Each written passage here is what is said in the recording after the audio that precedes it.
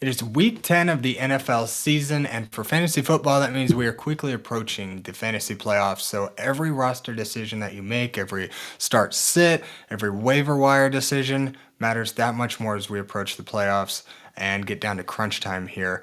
And to help you make those roster decisions each week, I've been giving you the top 12 rankings for each of the IDP positions, the defensive linemen, linebackers, and defensive backs that I favor, particularly for any given week. And this week we've got week 10 to help you make those roster decisions. So sit tight. Right after the intro, we'll get right into our top 12s.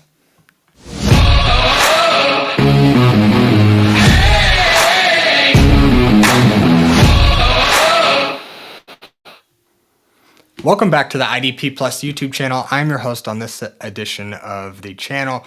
This show in particular is the IDP Plus, is the IDP Rankings. Excuse me. We're better late than never this week. I apologize for the delay, guys. I didn't quite get it to you before the Thursday night football game, but I did manage to get out the matchup intel to hopefully help you guys make some of those decisions for Thursday night football. But nonetheless, we've got top 12 rankings for Sunday football and the bulk of the NFL games this week. So let's jump right into it, and we're going to get into top 12 defensive linemen, linebackers, and defensive backs. So let's start it off with the big men in the trenches and cover our top 12 here. We've got Myles Garrett at number 1, Aidan Hutchinson, TJ Watt, Andrew Van Ginkel, Brian Burns, Montez Sweat, Will Anderson, Byron Young, Jared Verse, Uchenna Nwosu, Chase Young, and Vita Vea. We've got a lot of new faces here in the top 12 rankings this week, with a lot of our heavy hitters on bye week this week or in just absolutely atrocious matchups, and they fall just out of the top 12, but we've got a lot of tasty guys, or a lot of guys in tasty matchups, excuse me. So let's jump right into it. We'll go right back up to the top, and we'll talk about Myles Garrett coming off, just before the bye, coming off a 5-sack game in Cleveland's last game before going to the bye last week, and now they get a matchup against the New York Jets.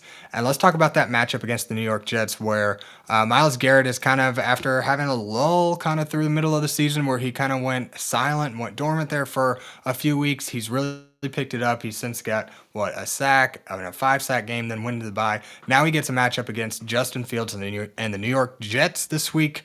And let's just see exactly where he falls. It actually ends up being a top 11 matchup in terms of big play production to the defensive end position, where the New York Jets are giving up 1 2/3 sacks to the defensive end position on average over the course of the last 3 weeks.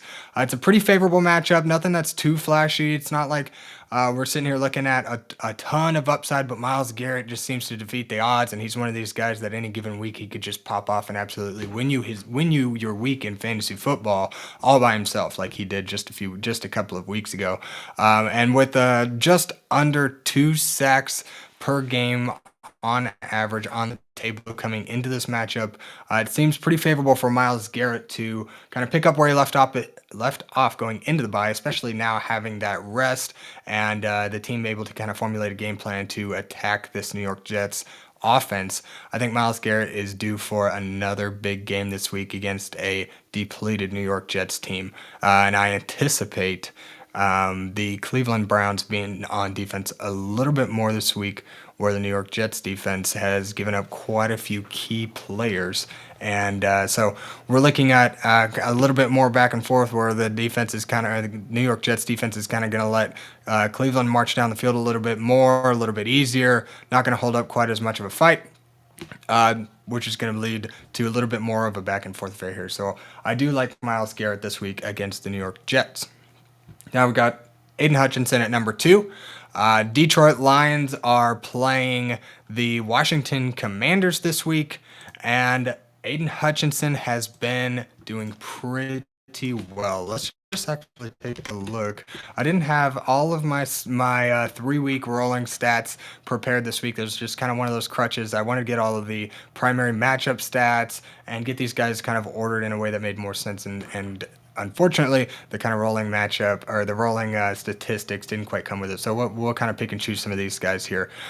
But over the last 3 weeks, he's managed to gather a couple of sacks, 2 tackles for loss, 6 tackles in general, and we're looking at 4 quarterback hits as well in the last 3 weeks.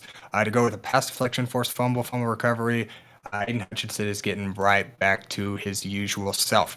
This week, he finds himself in a top 10 matchup against Washington, who's giving up 1.67 sacks per game to the defensive end position as well, just like the matchup that Myles Garrett kind of finds himself in. And we're also looking at a little bit higher floor of a matchup for Aidan Hutchinson as well, where the Washington Commanders are also giving up over 10 tackles per game to the defensive end position. Just kind of giving a little bit of meat on the bone here for Aidan Hutchinson to go out and grab some extra production and fantasy points for your IDP teams. There's also it's kind of pass deflections on the table as well, where the Washington Commanders are typically giving up 1 1/3 pass deflections to the position on average over the last 3 weeks. Mind you, those are statistics with Jaden Daniels in there and Marcus Mariota kind of going back and forth. We're in and out of his games. Now he won't be playing this week, so we get a little bit less mobile quarterback in Marcus Mariota, which I think is going to lend well to the pass rush game for the Detroit Lions. I think Aidan Hutchinson is in a good spot this week to kind of take advantage of a reeling Washington Commanders team. So I like Aidan Hutchinson in his spot this week. Now let's talk about TJ Watt coming in at number 3 and his matchup this week against the LA Chargers. Chargers offense, who's actually missing a key part of that offensive line, and I imagine TJ Watt is going to be lining up plenty on that weak side, where Joe Alt is now out for the remainder of the season, and I imagine TJ Watt just goes back and forth on the edge and just kind of swaps sides depending on what kind of packages they're running and things like that. So I think this week with playing the LA Chargers. Now the matchup stats are going to be a little bit deceiving just because Joe Alt was playing much of the last 3 weeks, where so these statistics are going to be a little bit weighed more towards a stronger offensive line for the LA Chargers. So now we've kind of got a little bit of a hole in the offensive line, and they were giving up 1.5 sacks per game to the defensive end position. But I think this could easily go over 2 or 3 sacks on average. When Joe Alt was down earlier in the year, opposing defenses were kind of just able to have their way with this offensive line. Justin Herbert is the kind of quarterback that's going to adjust to this, so he's probably going to get the ball out a little bit quicker, or try to anyways. But I think this Pittsburgh pass rush, especially after the kind of bounce back week they had last week where they just went off, and kind of because what was it? There for a few weeks, they kind of went quiet and let offenses kind of run all over them. And last week, they really stood their ground. So I anticipate that to kind of be the case, especially in a big matchup against the LA Chargers, who have been a formidable team for much of the season. So Pittsburgh is coming off a nice week last week. I imagine they carry that momentum into this week in a big matchup against the LA Chargers. We're also looking at almost 9 tackles per game on the table as well over the last 3 weeks given up by the LA Chargers offense to the defensive end position. So I think TJ Watt's here in a good spot against the LA Chargers. A big matchup means a lot of back and forth, a lot more defensive snaps, and more sustained drives. Gives us a little bit more opportunity for TJ Watt to land a sack, and I think he does this week, which is going to be a big part of his production. So I like TJ Watt in this spot this week. So let's talk about Andrew Van Ginkel here at number 4. The Minnesota Vikings are playing the Baltimore Ravens this week, and Andrew Van Ginkel is coming off he played partial snaps last week, coming off of his long-term injury, his neck injury, but it seems like he's getting back to form, and they're kind of massaging him back in the lineup. And this week he finds a pretty good matchup against the Baltimore Ravens, where Lamar Jackson's also coming off an injury of his own. But he typically, being one of those scrambling quarterbacks, tends to find himself leaking out of the pocket around the edge. And Andrew Van Ginkel is one of those guys who's quick enough to be able to get quarterbacks like that right off the edge. And he's also one of those guys who can go out and grab any kind of big play opportunity that might be available as well. Baltimore Ravens are giving up 1.67 sacks per game to the defensive end position over the last 3 weeks. They're also giving up a league-leading 15 tackles per game to the position as well. So we've got a nice high floor coming into this matchup for Andrew Van Ginkel here at number 4 in the defensive line rankings. Aside from sacks and the tackle matchup here, we're not looking at a whole lot of pass deflection opportunity or other big play opportunity there as it relates to stats given up by the Baltimore offense. But nonetheless, a high tackle floor with 15 tackles per game given up, and then 1.67 sacks per game as well. Andrew Van Ginkel, I imagine, increases that snap share this week and gets more back to his kind of full-time role, and I think that will lend well to a lot better production. So I think we can start Andrew Van Ginkel with confidence this week. Granted that he's not still lingered up by that neck injury, which I imagine we would have heard something by now, but I believe that he is going to he'll probably ramp up. I think he saw 30 or 40% of the snaps last week. He probably gets more up towards like 60 or 70 this week and gets kind of more of a normal full-time workload. So like Andrew Van Ginkel back in our lineups this week, and we can feel good about starting him. Now we've got Brian Burns falls a little bit to number 5 this week, just because he doesn't have a favorable matchup. But this guy hasn't really mattered. You still find him in the top 12, even the top 5. That's still very respectable for a defensive end. And a guy like Brian Burns has just been very, very consistent for us in IDP this year, where he's just been getting a sack, and it doesn't really matter what matchup he finds himself in. He's able to get back there and find production one way or another. Now, if we want to talk about the matchup stats here against Chicago, Chicago's been giving up under a sack per game to the defensive end position over the last 3 weeks, so it's not exactly a favorable matchup in terms of big play production. But we are looking at some potential opportunity for some pass deflections, where they've given up 1 pass deflection to the position on average over the last 3 weeks. They're also giving up a nice high floor, probably a top 5-ish matchup for tackle production as well to the position. And Brian Burns is one of these guys who has a nice high floor as it is in just terms of sheer production that he can go out and grab on any given week. But Chicago's giving up a hair under 10 tackles per game at 9.67 tackles per game to the position. So I think we've got some opportunity here for some big plays, potentially in pass deflections, but I think Brian Burns still is more than capable of getting around these Chicago offensive linemen and landing a sack against Caleb Williams and the Chicago Bears offense. So Brian Burns, don't feel like just because he's in a poor matchup that you have to sit him this week. Start him with confidence. He's going to produce for you as he has much of the season. So start Brian Burns with confidence this week. He's going to be one of our more reliable IDP players. So let's get into Montez Sweat at number 6. Montez Sweat has been on a tear the last several weeks, where he's landed a sack, I believe, in 3 consecutive games. This week, again, on the flip side of that coin that we were just talking about in the matchup with Brian Burns, Chicago is playing the Bears this week, and Chicago is actually finds themselves in a top 6 matchup for defensive ends, where the New York Giants offensive line has been giving up 2 sacks per game to the defensive end position over the last 3 weeks. We're also getting a modest 8 tackles per game as well on the table here coming into this matchup for Montez Sweat.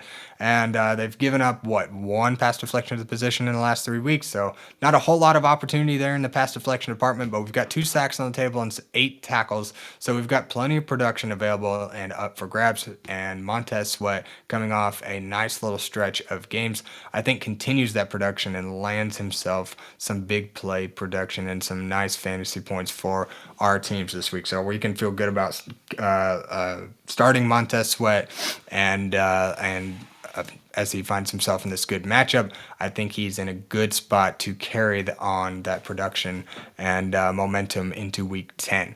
So Montez Sweat, love him. Ride this wave while it's going. Now we've got Will Anderson here at number 7. Houston Texans play against the Jacksonville Jaguars, a team who's missing their 2 stud wide receivers, which is going to cause it's going to allow for a little bit more time for pass rushers to get back there and land a sack on Trevor Lawrence, because he's not going to have his 2 stud wide receivers out there able to get open early and often. He's going to probably have to wait a little bit longer for Jacoby Myers now to play his partial snaps and get used to the offense, get used to the routes he's running, and find that chemistry. And then also the second and third string wide receivers are not quite going to be to the tune of the starters of Brian Thomas and Travis Hunter. So it's going to take a little bit longer for him to get the ball out of the pocket there and get passes off. And also we find ourselves in a divisional matchup this week. Divisional matchups mean these 2 teams know each other like the back of their hands. They're going to be game planning for these divisional matchups, because every win matters in your divisional matchups when you get down to crunch time and playoff time for seeding.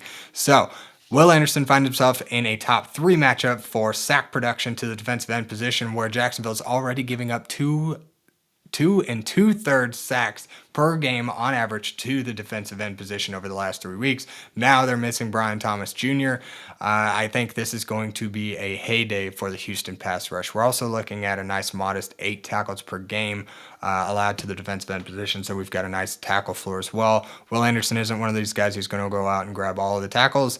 He's more of a big play kind of guy, but we've got plenty of opportunity here at 2.67 sacks per game given up to the position. I think the Houston Texans pass rush should have themselves a day. The only caveat with this would be if Danielle Hunter, finds himself being the one that garners up all of the production in this one. But more often than not, it's going to be Will Anderson. It has been for much of the season, so we're riding with Will Anderson and that high upside that he brings to the table. So let's talk a little bit more. Let's talk about the LA Rams pass rush. Byron Young and Jared Verse often find themselves ranked in the top 12 right next to each other. It just kind of ends up working out because they both have been producing all year long. I think Jared Verse had started out the season a little bit slow, but he's since picked up the pace. And they've both been producing out of their minds for much of the season. LA finds themselves in a matchup this week against the San Francisco 49ers, another divisional matchup. Again, divisional matchups mean a lot more back and forth, more longer, sustained drives. It ought to be a close game where both teams are going to be passing the ball plenty. LA already passes the ball a lot. San Francisco is going to have to keep up, so there ought to be plenty of pass rush opportunities for this LA Rams pass rush and Jared Verse and Byron Young to get back there and land a sack against, I forget if it's Mac Jones this week. I believe they're still sitting Brock Purdy. It won't really matter. They're both pretty well the same kind of quarterback in the same system. So in this case, it won't really matter as much who is quarterback. But in terms of the matchup here, LA is looking at 1 1/3 sacks per game given up to the defensive end position coming into this matchup. There's also some big play opportunity where there's been 2 pass deflections given up to the position by the San Francisco offense over the last 3 weeks. And it's a middling tackle matchup as well, but these guys are such a formidable pass rush. These stats are a middling at best, a top 16 matchup overall for big play production. But nonetheless, this pass rush is going to get back there, and that's kind of the staple of this defense is just being able to put pressure on the quarterback and make big plays, and they kind of exceed expectations each and every week. So I don't think we necessarily have to take these stats to the bank, but it does lend well. We kind of have over a sack on the table coming into this one. I think they can go out and get a couple extra in terms of the overall pass rush, but there's going to be plenty of opportunity for Byron Young and Jared Verse to make big plays in this divisional matchup against the San Francisco 49ers. So now let's talk about number 10. We've got Uchenna Nwosu, who finds himself in the best matchup you can have for big play production for defensive ends against the Arizona Cardinals this week in yet another divisional matchup where both these teams are going to be going back and forth. I expect some long sustained drives by Jacoby Brissett and the Arizona Cardinals, and Seattle's been just scorching hot, where Sam Darnold's just been rocking each and every week, putting up tons of points. I think Arizona's going to have to air it out to stay in this one. Now, if we want to talk about the matchup and production on the table here for Uchenna Nwosu, who actually himself has been picking up the pace quite a bit this week. Let's just talk about some of these stats that he's garnered over the last weeks, where Uchenna Nwosu, I believe, has landed a sack in each of the last 2-3 weeks. Let's see my data here. Yeah, let's check it out. So we got, he's landed 2.5, 3 sacks in the last 3 weeks. We're looking at 8 tackles as well, one of which is for a loss. Got 6 quarterback hits as well in that time. So Uchenna Nwosu has been producing a high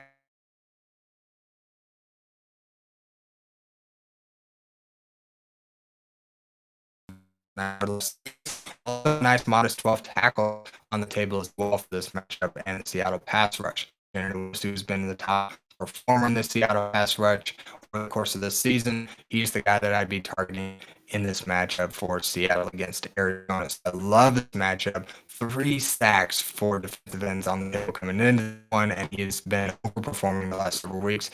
I love that combination. Uchenna Nwosu is in for a big day. So let's talk about Chase Young, another guy who's come on strong as of late. Started out the season injured for much of it, We were kind of worried that maybe he wasn't even going to be playing for much of the season because we hadn't heard anything about him. But since he came back and started playing full-time snaps, he has been outstanding. And again, he finds himself in a divisional matchup against the Carolina Panthers this week, who have given up a sack and a half per game to the defensive end position over the last 3 weeks, and also giving up a nice, modest 9 tackles per game as well. Chase Young ought to have himself a day against the Carolina Panthers, who are also missing some offensive linemen as well. I think this is going to be a good back and forth matchup where New Orleans is going to be on the field, or New Orleans defense anyway, is going to be on the field a ton. I say they're going to be a lot of back and forth with Tyler Shuck. I don't know how long the New Orleans offense is going to be on the field, so that's where I say there should be a lot of 3 and outs for the New Orleans offense, which means that the defense is going to be on the field plenty. And when you're looking at a sack and a half per game and 9 tackles per game given up by the Carolina offense, they're also missing a couple of offensive linemen as well. I think this just kind of spells a big day for Chase Young this week. And then we're also looking at where the Carolina Panthers have given up a couple of pass deflections to the position in the last 3 weeks as well. Uchenna Nwosu finds himself in a nice spot. I expect him, not Uchenna Nwosu, Chase Young. I expect him to continue that big play production this week against the Carolina Panthers. So now let's round out the defensive linemen. Let's talk about Vita Vea. Vita Vea, defensive tackle, nose tackle, finds himself in the top 12 this week. Don't by any means be dropping any studs for a guy like Vita Vea, but if you need a streamer, he finds himself in an outstanding matchup for defensive tackle production. Let's talk about that matchup as well, where he plays the New England Patriots this week, who have given up 2 sacks per game to the defensive tackle position. They've also given up a league-leading 13.67 tackles per game as well. So we're talking about a team who's given up the most sacks to the defensive tackle position, also the most tackles per game on average over the last 3 weeks. There is going to be plenty of opportunity for Tampa Bay to get back there and affect this New England offense, who had signed some pretty big names in free agency this offseason, made some good draft picks to the offensive line, but they're still giving up plenty of production to opposing defensive lines. And Vita Vea is one of these guys who will kind of go dormant for a little bit, but then he will just pop off and take advantage of those big games. And this is one of those weeks where he finds himself in a lucrative opportunity against the New England Patriots. So I love Vita Vea and this. And matter of fact, even the defensive ends find themselves in a nice matchup as well. Just not quite the level of players that will find themselves in the top 12. But Vita Vea can very well pop off and have one of those big days and find himself among the top end producers in terms of the defensive line position, especially defensive tackles. He's going to be one of these guys who's going to bring his A game in these big time matchups here. And I imagine Tampa Bay and New England, 2 high-functioning offenses who have been scoring tons of points, are going to be going back and forth all game. There should be plenty of pass rush opportunity here for Vita Vea to go out and get. So I like this matchup for the Tampa Bay pass rush and Vita Vea especially. So now let's get into top 12 linebackers and talk about some linebackers here. I know you guys love your linebackers, so let's get into it. And we've got Foyesade Oluokun at number 1, Jordyn Brooks at 2, Jack Campbell at 3, Roquan Smith, Blake Cashman, Jamien Sherwood, Tremaine Edmunds, Nate Landman, Robert Spillane, Bobby Okereke, Bobby Wagner, and Zack Baun to round out the top 12. So let's go back up to the top and talk about Foyesade Oluokun, who finds himself in the top matchup for linebacker tackle production. Let me get rid of a few columns here, guys. Yep. Number 1 matchup against the Houston Texans this week, who are giving up a modest 23 tackles per game on average over the last 3 weeks. We've also got some big play opportunity here as well, where they've given up over a pass deflection per game as well. They've given up an interception to the linebacker position in the last, given up 1 in the last 3 weeks as well. So a guy who's already going to exceed expectations even in your poor matchups, Foyesade Oluokun should be in for a big week this week against the Houston Texans. This Jacksonville defense is going to need to step up to make up for the losses they've had on the offensive side of the ball. So I love Foyesade this week against Houston. Then we've got Jordyn Brooks at number 2, one of the league leading tacklers at the linebacker position. He may be the league leader. He was, I think just a week or 2 ago. I imagine that hasn't changed a whole lot. But he finds himself in a matchup against the Buffalo Bills this week, who have given up a divisional matchup. And I didn't even mention that Foye was also in a divisional matchup, just lends even more opportunity to his matchup this week. But we're talking about Jordyn Brooks against Buffalo. I expect Buffalo to utilize the ground game quite a bit, but nonetheless, still giving up plenty of tackle production as a run-first offense. 18 tackles per game on average over the last 3 weeks. They've also given up 2 sacks to the position as well over the last 3 weeks, so there's some big play opportunity for Jordyn Brooks to get back there in the pass rush game and possibly find Josh Allen in the backfield for a sack, where a lot of these mobile quarterbacks tend to be vulnerable to opposing defenses and linebackers blitzing as they kind of try to get out of the pocket. That tends to be a way that defenses like to attack mobile quarterbacks, to be able to kind of just throw them some faster players at them who are going to get them to have to think on their feet and think in the moment and just kind of try to scramble them up a little bit here. So Miami, 18 tackles per game on the table in this matchup. I love Jordyn Brooks' matchup this week against Buffalo. Jack Campbell, number 3 this week, finds himself in the top 12. He's been on a tear. He's got a sack in each of the last 4 weeks.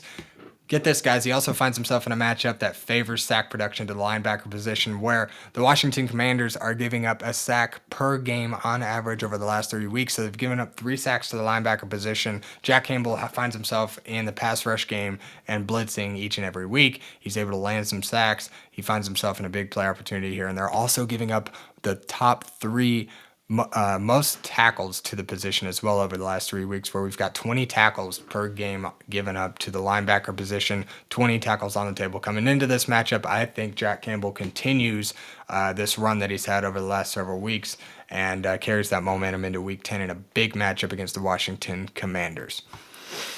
Let's talk Roquan Smith now at number 4, where the Baltimore Ravens are playing against the Minnesota Vikings, who now get J.J. McCarthy back. They've got Aaron Jones back now as well. It's kind of more of a middling matchup, but Roquan Smith, one of the top producers in the league, is going to exceed expectations.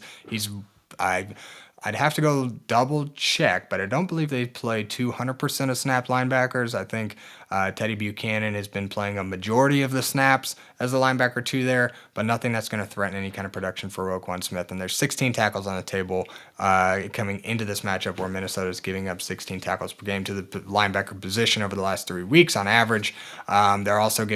They've given up 2 sacks over the last 3 weeks as well to the position, so got some big play upside as well for a guy like Roquan Smith, who's going to find himself in some blitz packages here and there. Perhaps he can get back there and land a sack or some big plays for us in IDP, but nonetheless, Roquan Smith, I think, even in a middling matchup, should find himself in a good spot to garner some production here, where Minnesota's going to be a little bit more competitive and Baltimore gets their guys back as well. So I like this matchup for Roquan Smith. He ought to be, as an overproducer, he ought to still be one of our top-end starters every week. Now let's talk Blake Cashman at number 5. Blake Cashman had himself a week last week. Now he finds himself in a matchup against the Baltimore Ravens on the flip side of this coin, where the Baltimore Ravens have given up almost 20 tackles per game to the position, 19.33 tackles per game to the linebacker position. And Minnesota has been playing 2 full-time linebackers, where much of the season it was mainly just Blake Cashman or 1 linebacker sitting in the middle of this defense. But now they're playing Eric Wilson, getting him in the pass rush game as well. But Blake Cashman is going to be the pure tackler in this one, and with 19.33 tackles per game on the table coming into this one, I love the matchup for Blake Cashman to get back there and land plenty of tackles, perhaps a couple behind the line of scrimmage as well, to give us a few extra points for our IDP teams. Now let's talk Jamien Sherwood and his matchup this week against the Cleveland Browns. Cleveland Browns are giving up 18 tackles per game to the linebacker position, and Jamien Sherwood is one of these guys who can go out and get 10 tackles per game on any given week, even in a poor matchup. He pretty well lives and breathes in that double-digit tackle kind of game. Now against the Cleveland Browns, who are going to run the crap out of the ball. New York Jets are, especially with Quentin Williams now gone, there's a big hole in that defensive line, which is going to lend well to more tackle production for the linebackers here. And Quincy Williams just got benched last week. Not that he was ever going to take away production from Jamien Sherwood, but again, with a hole in the defensive line, Jamien Sherwood's going to gobble up several more tackles per game and 18 tackles on the table. I think this ought to be a big week for Jamien Sherwood. Now let's talk Tremaine Edmunds. He has been going absolutely crazy this week. Let's just talk about some of these stats that he's put up over the last few weeks.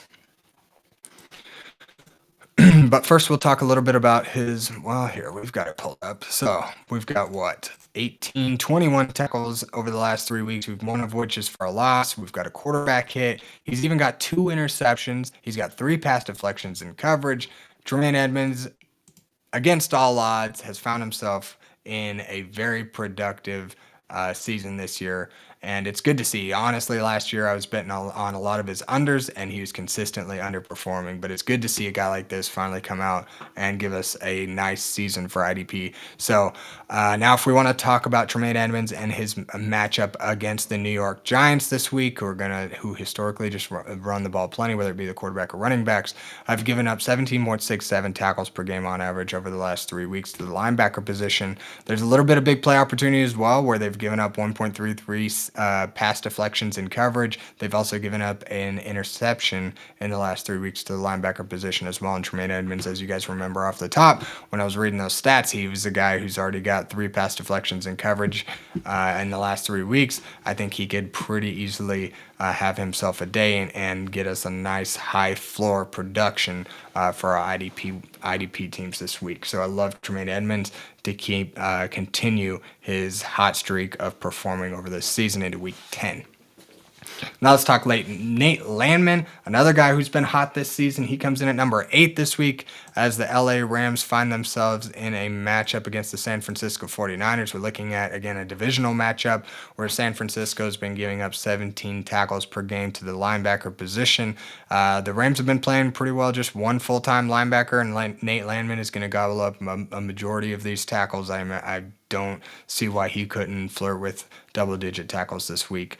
There's not a whole lot in the way of big play production where San Francisco's only given up 1 pass deflection and an interception in coverage to the linebacker position in the last 3 weeks.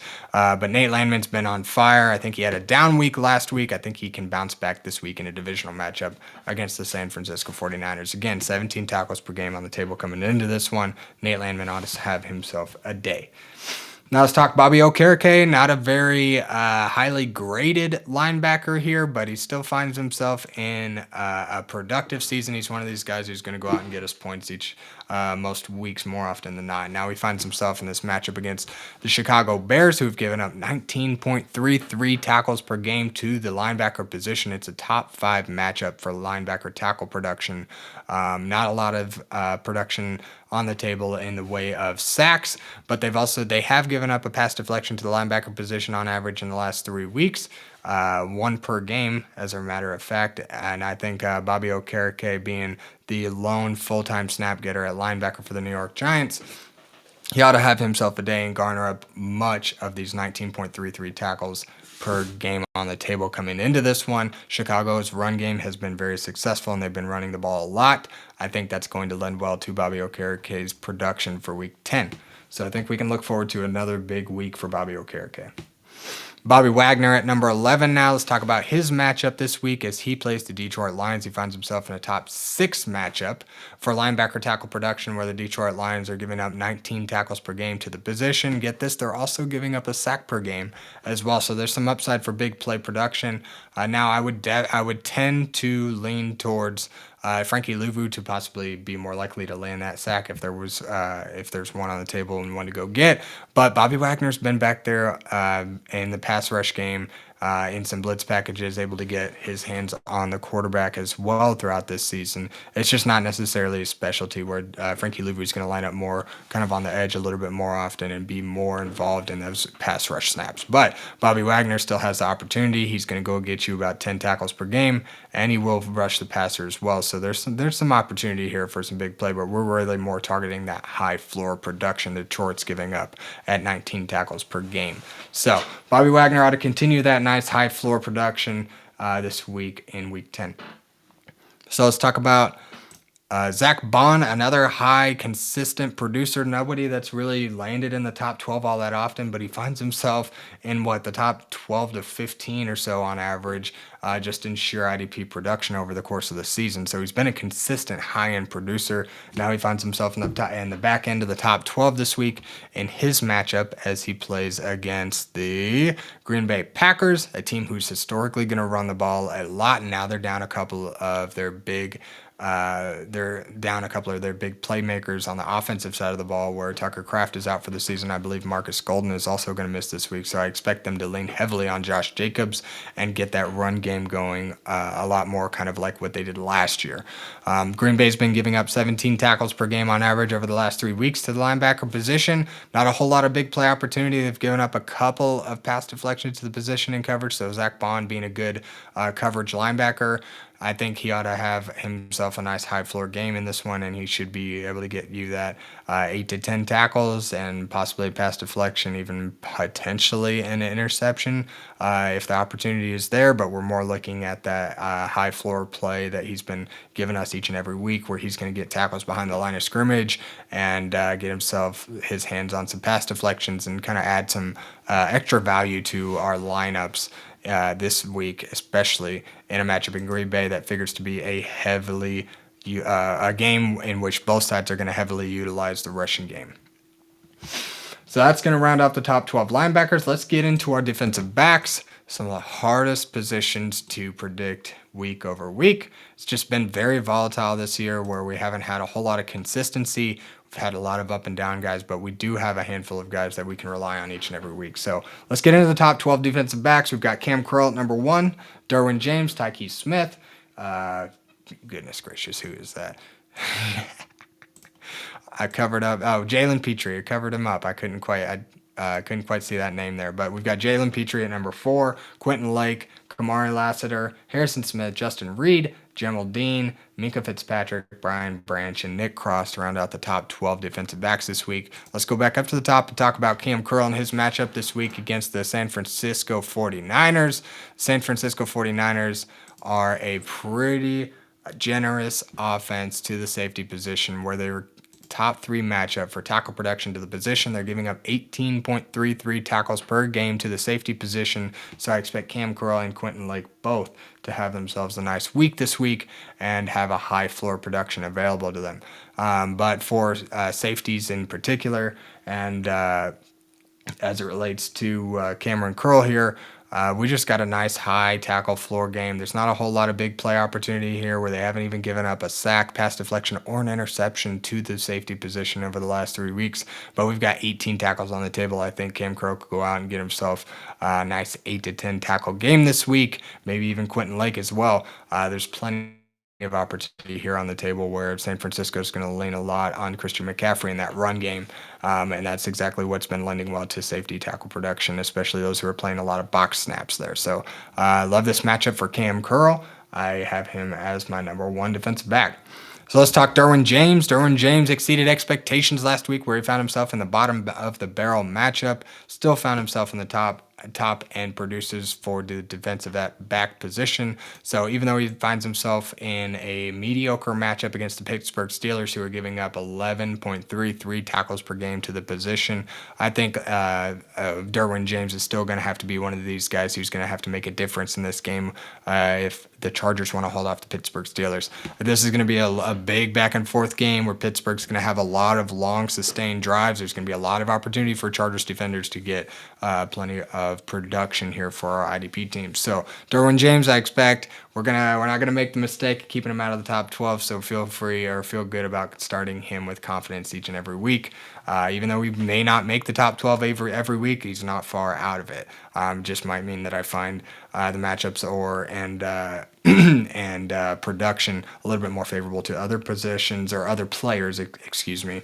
But Derwin James, we're going to keep him in the top 12. He ought to be fine this week against the Pittsburgh Steelers. Ought to be a big matchup. So let's talk Tykee Smith. Tykee Smith has been a consistent producer for us week in and week out over the course of the entire season.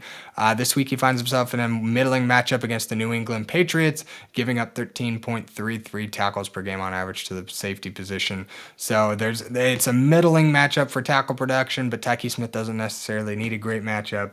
Especially for tackles, he's going to find some big plays one way or another. And the New England Patriots have been kind of giving up all kinds of big plays to opposing defenders. Safety positions are no different, where Tykee Smith is going to line up around the line of scrimmage, get a lot of those box snaps, and find production for us one way or another. And New England's they've given up 1 sack, 1 pass deflection, and 1 interception over the last 3 weeks to the safety position. So there's a little bit of opportunity here for him to go out and get some big plays, but I think Tykee Smith is going to be able to get it done for us no matter what here, and he's going to be one of these guys you want to start with confidence. Don't even think twice about it.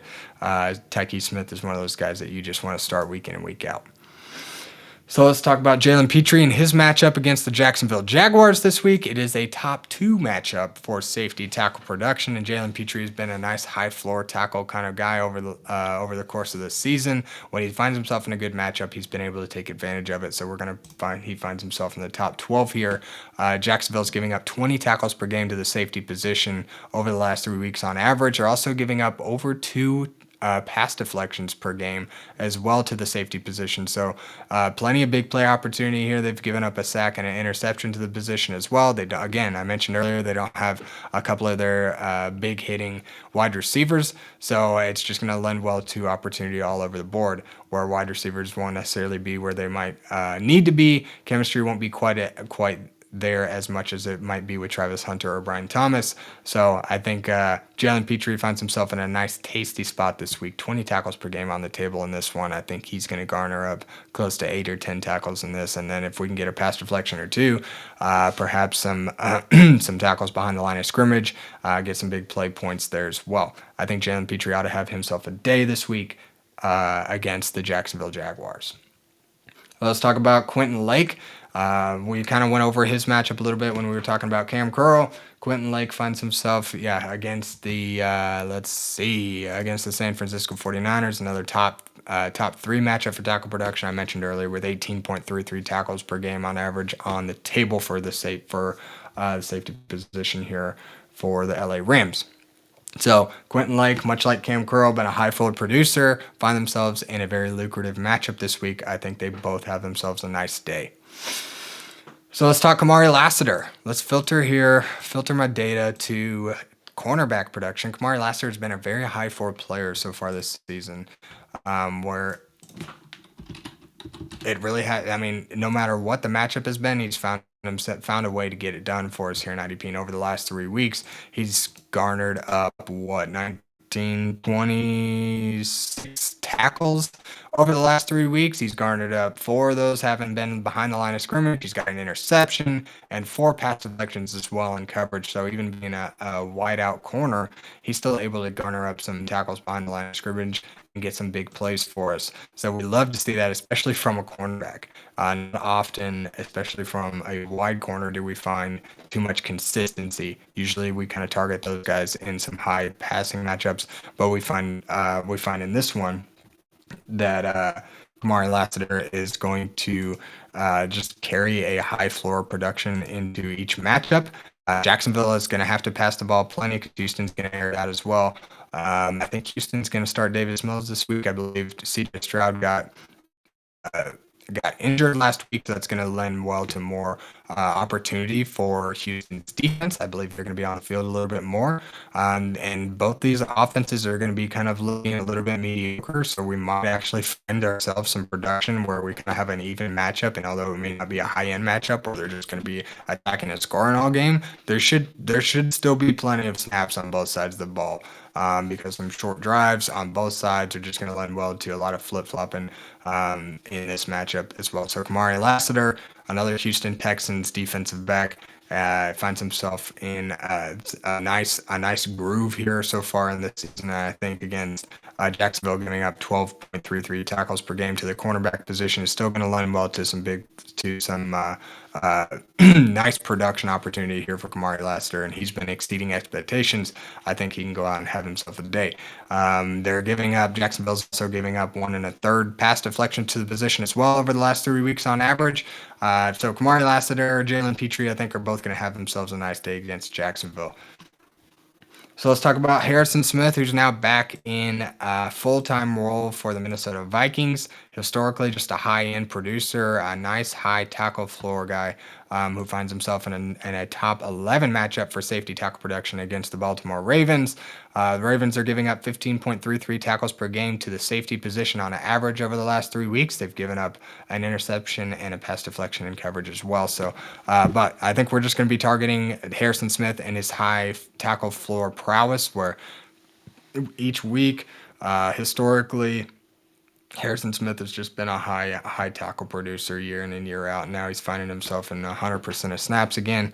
I think we can lock Harrison Smith into our lineups. Now let's talk Justin Reid. He's also been very hot this over the last few weeks as well. Again, where the New Orleans offense is just not able to sustain long drives, which means that their defense is going to be on the field a ton. And it's shown. Check this out. Over the last 3 weeks, Justin Reid has garnered up 26 tackles. He's garnered up a quarterback hit and 2 pass deflections as well. A nice high floor of production over the last 3 weeks, and I expect nothing less in this matchup against Carolina. Again, a divisional matchup where New Orleans is not going to sustain very many long drives. That Carolina defense has actually been pretty gnarly so far this season, respectively. I think New Orleans, I think they're still going to end up struggling. Chuck's going to have to get used to the game, to the NFL, speed of the NFL, as it was kind of clear that he wasn't quite with it last week. He didn't look too bad, but it wasn't anything to write home about. So I think we're going to ride it into this week, where we can expect a lot of defensive snaps for the New Orleans defense. And if we want to talk about production, Carolina is actually a top 7 matchup for safety tackle production as well. Where they've given up 15.67 tackles per game on average over the last 3 weeks to the safety position. There's also some big play opportunity here as well, where they've given up a sack, 2 pass deflections, and an interception to the safety position over the last 3 weeks as well. So Justin Reid, being a guy who's 27, 26 tackles over the last 3 weeks, he's been averaging 8 or more tackles per game. I think we can expect that to continue in a nice matchup against Carolina. Let's talk Jamel Dean, cornerback for the Tampa Bay Buccaneers, and we're going to talk about his matchup. It is a top 3 matchup against New England this week, where the New England Patriots are giving up a modest 16 tackles per game in a high passing matchup. Expect these cornerbacks to be busy for Tampa Bay. Actually, all the defensive backs should be pretty busy in this matchup against New England. New England's giving up 16 tackles per game to this cornerback position. Jamel Dean has been a high producer for much of the year. A guy who's kind of been I was going to say up and down, but it's been more just kind of like week to week, where he'll have himself a game and then he'll kind of have a floor game, but he's not really had too low of a floor where he's just going to leave you completely disappointed at any point during the season. But now if we want to talk about his production over the last several weeks, we've found a couple of interceptions. He's found a couple of pass deflections as well, a couple of forced fumbles. He's got himself 12 tackles as well in that time, a tackle for loss, 2 quarterback hits. So he's playing around the line of scrimmage, even for a cornerback. That's lending well to plenty of opportunity for Jamel Dean this week against the New England Patriots. I love this matchup for cornerbacks against New England. We're going to ride Jamel Dean in week 10. So let's talk Minkah Fitzpatrick at number 10. The Miami Dolphins safety Minkah Fitzpatrick playing the Buffalo Bills. Buffalo, let's see, where are we at? Lost my spot here. It's kind of a middling matchup for safety production, but Minkah Fitzpatrick has been performing pretty well. This ought to be in a divisional matchup against Buffalo. Ought to be a big back and forth game with Minkah Fitzpatrick playing a heavy amount of box snaps. I think this week in a matchup against Buffalo, he's giving up a nice 12.33 tackles per game. Nothing too flashy. Again, it's kind of more of a middling matchup, but I expect Miami is going to be pretty busy where Buffalo is just going to kind of lay it on them. There's going to be plenty of opportunity here and plenty of snaps for the Miami defense where they gave up Jalen Phillips. There's not going to be a whole lot of pressure on Josh Allen. But I think that's going to lend well to a little bit more opportunity for Buffalo to kind of get to that second layer of the defense and lend well to more opportunity for Minkah Fitzpatrick as well. So I like this matchup against the Buffalo Bills in Week 10. So let's talk Brian Branch and his matchup against the Washington Commanders. Brian Branch is number 10 this week on the defensive, or 11 this week on the defensive back rankings. Washington, as it relates to this matchup, has been giving up 14 tackles per game to the safety position. Brian Branch has been kind of underwhelming this year, and with a lot of our big play guys here on bye this week, Brian Branch, we're looking for him to make a bounce back, and I think this ought to be a good opportunity for him to do so against Washington with Marcus Mariota there back at quarterback. There's also a little bit of big play opportunity here as well, where Washington's given up 2 pass deflections and an interception as well over the last 3 weeks to the safety position. I'm hopeful Brian Branch can get back on track in this matchup against Washington. So let's talk Nick Cross and his matchup this week. Nick Cross finds himself in a lower end matchup against Atlanta this week. They've only given up 10.67 tackles per game to the safety position. And Nick Cross has been a high-end producer for much of the year. He's going to go get you your nice high tackle floor. I think he's had a little bit of a lull this year, or over as of late. Excuse me. But this matchup with Indianapolis and Atlanta's kind of a little feisty team where they will either kind of totally lay down or they'll fight. They'll put up a nice little fight. And I think this week they're going to have to put up plenty of points. There's going to have to be plenty of passing for this from Atlanta to stay with Indianapolis, because Indianapolis is just going to go up early. I think Atlanta is going to pass the ball plenty, and Nick Cross should have plenty of opportunity to get back there and maybe get some tackles behind the line of scrimmage, or also get some tackles in coverage as well. The Atlanta Falcons are also giving up they've given up 2 pass deflections in coverage to the safety position as well over the last 3 weeks on average.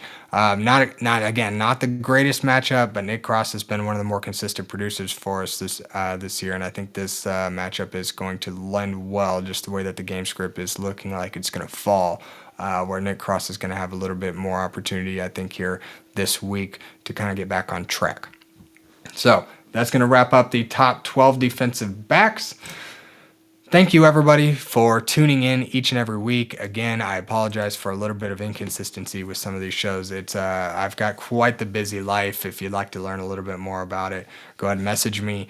I'd be happy to share, but I'm doing my very best to find time to address and give you guys the goods each and every week. I don't want to let you guys down, so we're going to make sure we get it. Even if we get it out on a Friday night or a Saturday, we're going to get you guys out these rankings. And since my matchup intel doesn't require near as much prep, I just more got to reroute my formulas within that spreadsheet, and I can really share that with you guys earlier in the week to kind of help you and kind of counterbalance maybe the inconsistency with some of the rankings, where I can get that out earlier in the week to help you guys at least with the Thursday night matchups, and then give me a little bit more time to prep the IDP rankings to help you guys on Sunday in that regard as well. So thank you guys for your patience, and I apologize, but I'm doing my best here, and we're not gonna let you down. I'm gonna get you guys the rankings and the matchup intel for the remainder of the season. So hope you enjoy what you've been seeing.